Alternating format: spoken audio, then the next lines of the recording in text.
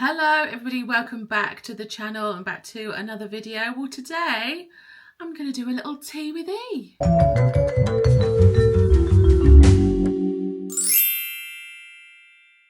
Yep, I thought we'd have a little sit down chatty video today. I've got my fresh cuppa that kind of matches my dress, I just realised unintentionally. But yeah, I thought we'd have a little sit down chat about things that don't bother me now that I'm in my 40s. I thought this would be quite a good topic because now I'm in my 40s, there are just certain things that I don't care about anymore, and I thought we'd just have a chat about them. Now, I've been in my 40s for a little while now, and I'm approaching 44. So I've been 4 years in this decade. And when people say you do a lot of changing in your 40s, they're not wrong. They're really not wrong, because you do a lot of reflecting, I think. Well, me personally, I've done a lot of reflecting, and I think back to how I was in my teens, in my 20s, in my 30s, and every decade is different, and you do a lot of changing and you grow as a person. And, you know, I'm not the same person that I was in all of those stages of life. And I have to say, I think my 40s is my favourite decade so far. Now, don't get me wrong, it's also been a challenging decade with certain changes going on in your body and in your mind as well. Like, don't get this convoluted. Like, I feel like it's it's like, I don't know, it's like a double-edged sword. It's been my favourite decade so far, but also comes with a lot of challenges, whether it be your perimenopause or menopause. Yeah, that has been difficult. I have my good days, I have my bad days. But in terms of how I'm feeling, we'll go through the list because I've written a list. But yeah, in terms of how I'm feeling, in terms of how I'm perceived, how I go about things now, completely different. I am completely different. And yeah, should we go through this list? Because I've written a list of things that don't bother me now that I'm in my 40s. Okay, the first item that is on my things that don't bother me now I'm in my 40s list is trying to be liked by everyone. Now, everybody wants to be liked, right? I like to be liked. I want to be liked. I am by nature a people pleaser. I have always been that, you know. Oh, Em will do it, you know. I've been a yes woman. We'll talk about that in a minute because that's another thing that's on the list. But yeah, everybody wants to be liked, you know, but you're not going to please everybody. You're not going to be liked by everybody. And I know this full well, especially with doing YouTube. Like, I'm going to be some people's cup of tea. Some people are going to enjoy my content, and other people are just going to hate it and tear it apart. And you know what? I don't care. So long as I like me and the people that I love like me, that's all you should really want to care about.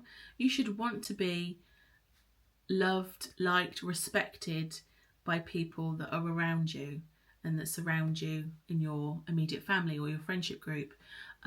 Maybe at work as well. Some people want to be liked at work, or some people just go to work and they do their 9 to 5, don't really interact with people. That's fine. But I feel like I've definitely learned that it's okay that certain people aren't going to like you and not going to be your cup of tea. There are people that aren't my cup of tea, you know, and so you just choose not to interact with those people.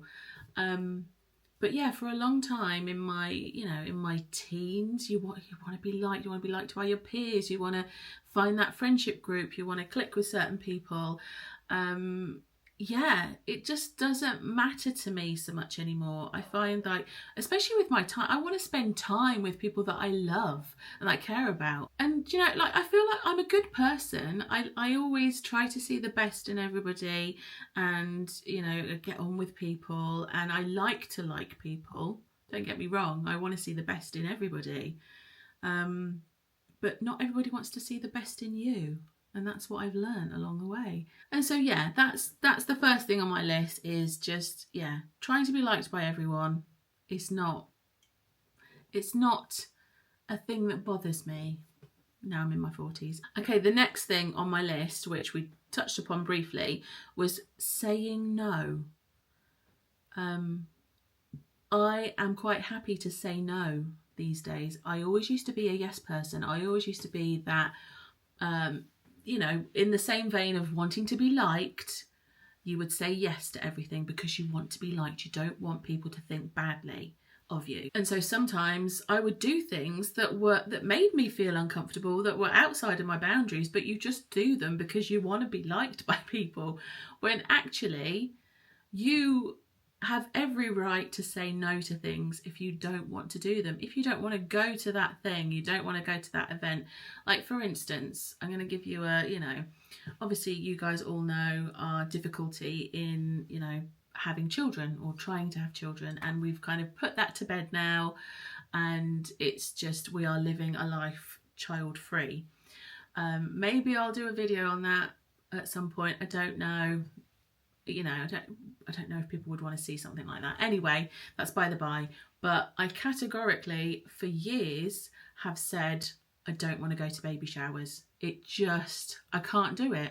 And it used to fill me with dread because, you know, when friends are having babies, you know, I've been to a couple and they killed me. They absolutely killed me. And Chris said, why are you putting yourself through that?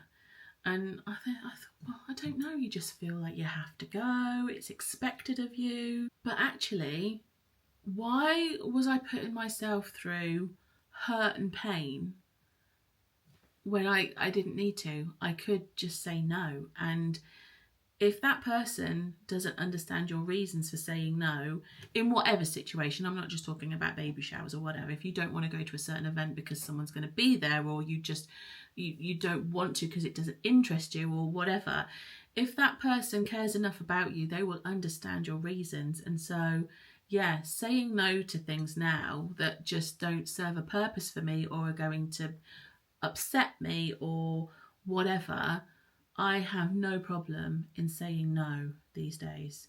And so, yeah, there have been many baby showers that I've been invited to over the years, and I have just had to politely decline and just say, I just can't do this. I can't do this. Have I felt guilty? Yes, of course I have. But my well-being up here has been paramount. And so, yeah, say no to the things that don't serve a purpose for you, or you know that you're not going to enjoy or love, and it's okay. It's okay to say no to things. You don't have to be a yes person. Okay, following on from that one, the next item on my things that don't bother me now I'm in my 40s list is toxic friendships. Not that I've had a lot of toxic friendships. Don't get me wrong. Over the years, I've had challenging friendships, but I don't want friendship with drama. That's not friendship to me. And I feel like as I've gotten older, I feel like my friendship group has definitely gotten smaller. You get more of a smaller friendship group rather than, I've got a lot of acquaintances, don't get me wrong. And I feel I have friends for different reasons. Like you lean upon different friends for different things in your life. But yeah, my friendship group has definitely got smaller.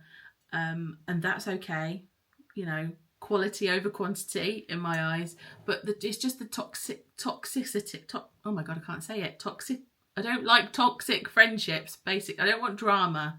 I'm not about the drama. I'm not about causing any kind of upset within friends, you know. Don't get me wrong, I've had instances where I've had to pull certain friends up on certain things and vice versa, and I think that's good. That's a testament to your friendship, that you are comfortable to say, hey, this thing kind of bothered me, you know, just to let you know.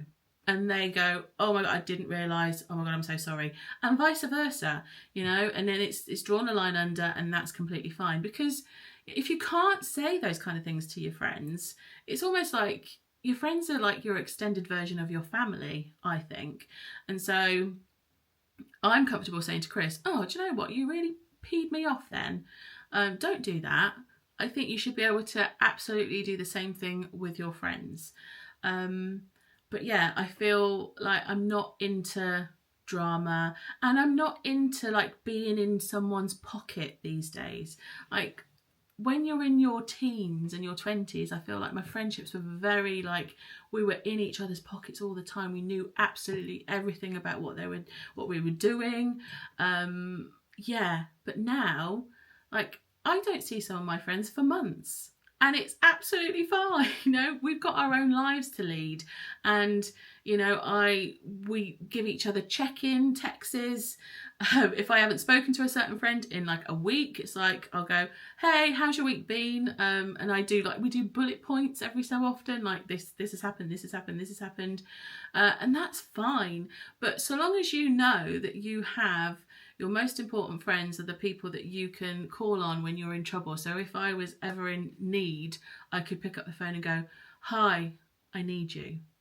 They're the kind of friends that you want in your life, even if you haven't spoken to them for a week, a month, you know. They're the kind of people that you want in your life. You don't want drama. And, you know, sometimes you have friends for a season, friends for a reason. Sometimes friends, you know, come back around because you've had to experience certain things in your life and things have happened. But then, like you say, you come full circle and you become friends again. And maybe it's on a different trajectory, or, you know, that's okay. You know, no dramas. I don't want the dramas now. But I can honestly say that I feel the most content than I ever have in my 40s with my friendship group, because it's just existing and knowing that we're there for each other, and that's all you need. That's all you need. You don't need to be in each other's pockets, and you certainly don't need drama, you know, or any kind of toxicness in friendships. So the next thing on my list is outgrowing people, outgrowing places, and just general change in that department. So when I talk about outgrowing people and places, I'm talking about that, like for instance, now I'm in my 40s, the thought of going to a nightclub, no thank you, I don't want to go to a nightclub, thanks. And so it's okay to grow and to know that that's not your cup of tea anymore. It's not what you want to do. I would rather go to a stately home of an afternoon, wander around, view all the history, and then go and have a little afternoon tea afterwards, you know? And I would not have said that in my 20s. Don't get me wrong, I've always loved history, but I never really did all that kind of stuff in my 20s. I was all about going clubbing and spending time with my mates and all that kind of stuff. But yeah, and so that's what I mean, is like, it doesn't bother me now that I have outgrown certain places, people as well. Like I'm talking about friendships, like, you know, friendships come and go. And there are some people that still want to do that kind of thing, and so it's okay to outgrow those people because that stuff doesn't interest you anymore. And so that's what I mean by that it's okay to grow and to change. And I've put here, growth is not betrayal. So you're not betraying anybody, you're just becoming a different person, and that's totally fine. Next on my list is apologising for having boundaries. Nobody should apologise for having boundaries, just in the same vein as I spoke about having my boundaries in terms of saying no, and people should respect that if I don't want to do something. I put here, boundaries are self-respect, not rudeness. I'm never rude about things, but I have my boundaries and I have my limits with certain things. And so, yeah, if people go over those boundaries, then they're going to know about it. I'm going to tell them, but also I need to have them in place, and people should respect that. And if they don't respect that, then why are they not respecting that? You have to think about that as well. And so, yeah, I'm not apologising for having any kind of boundaries anymore. Absolutely not. So the next thing on my list, I've put here, body hang-ups. And I say that loosely because I'm not saying that certain things about my body don't bother me at all now, just because I'm in my 40s. I feel like I will always have a hang-up about a certain thing, because we're only human at the end of the day. Like, one day I will like my hair, and some days I won't like my hair, and some days my boobs will look great, and other days they look saggy and horrible. I think what I mean by the body hang-ups is the way that people perceive me now. Like, you either like me or you don't, whether I'm big or small. That should not matter to people. And I have become more comfortable in my own skin. I've become more confident. I would say it goes through waves. Like, some days I'll feel great and confident, and other days I won't. Other days I'll be blimmin' miserable about how I look. But I think everybody goes through that, whether you are plus size or not. It doesn't matter. But I feel more at peace with my body now, in the size that I am. You know, your bodies change, and they're allowed to change. You know, you're not going to have the same body, you know, throughout your whole life. I definitely feel like there was a pressure when I was younger to look a certain way. And actually, no, not just when I was younger. I think there's a pressure all the time. I feel like the media, most definitely the media, have still got this hang up about you have to look a certain way. I think when I was younger, I put a lot of pressure on myself to look a certain way. In my 20s, I lost a load of weight. I just felt that pressure too. And I look back now and I think, God, I was really quite sad during that period of time, because I was constantly thinking about what I was eating. I was living in the gym, and I didn't really. I just felt sad. And I look at some photos now, and I think, yeah, sure, I was slimmer, but I just look really miserable. I just feel like now I am comfortable in my own skin. I enjoy life to the fullest. We love going on holiday. We love going on little adventures. We love exploring. We don't let anything get in our way. We just get on, you know, and I am physically able to do that. Sure, I could do with losing a few pounds. Don't get me wrong. People will say that. I know that. I see myself in the mirror every day. But I don't beat myself up about it all the time. I actually quite like me as a person, and I like my body and my curves and my softness, and that's not something that anybody should apologise for just because you're living in a bigger body. And that being said, I think body positivity is such a complicated topic, because I feel like if you lose weight, you'll get people that will say, well, you're turning your back on the plus size community because you're losing weight. No, you're not. You're losing weight because you want to do that for you, whether it be for, you know, health or vanity reasons, whatever. But it doesn't mean that you're not positive, because you can be body positive in whatever size body you're in, because it's called body positivity. You know, it doesn't lean itself to just the plus size community. And so learning to be positive about your body in whatever stage of life you are in, whether you are smaller or larger or whatever, because we all change all throughout our life. We're not going to be the same. It's about learning to love yourself and learning to love everything about yourself, even your body hang-ups, you know. I don't know, is that making sense? I hope that makes sense to some people. I feel like I've just waffled on. I guess what I'm trying to say is that now I'm in my 40s, I care less about what people think about my body and perceive about my body, and I just learn to love myself in whatever stage of body I am in, you know? I hope that makes sense. I feel like all of these sort of lean into each other. I feel like how I've listed them have kind of like, they go into each other, because this is the last one on the list, and it is chasing perfection. So now that I'm in my 40s, it doesn't bother me about chasing perfection, because nobody's perfect. I don't lead a perfect life. I don't, you know, I'm not scared of failure. I'm not scared of challenges. I don't have that perfect aesthetic. I don't have that perfect life, but I have a happy life.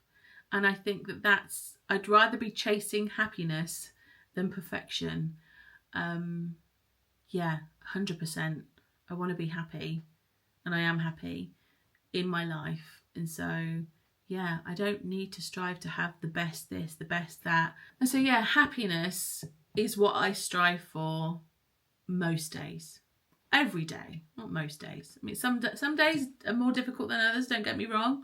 Depends on what challenges you're facing that day or how you're feeling that day. But yeah, the goal is to just be happy. And like I said, I'd rather chase happiness than chase perfection, because yeah, nobody's perfect. Life isn't perfect, is it? And I wouldn't want it to be either. I feel like even if we fail, we learn from our failures, don't we? So yeah, don't strive for perfection. I just want to be happy. Happiness is the goal. And that is it. That is everything covered off my list for now. I mean, don't get me wrong, I'm sure there'll be other things that I could add to this list. I just can't think of them right now. But actually, I would be really interested to know how you feel now that you're in your 40s, 50s, 60s, 70s, whatever.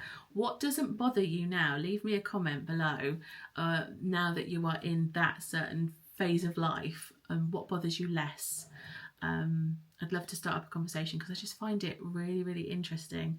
But anyway, I hope this video has made sense, and I hope you enjoyed this Tea with E. I will be back with another topic at some point, whether it be this month, next month. I enjoy doing these little sit down chatty videos every once in a while. But yeah, thank you guys for watching. Take care, have a lovely rest of your week, and I will see you guys in my next video.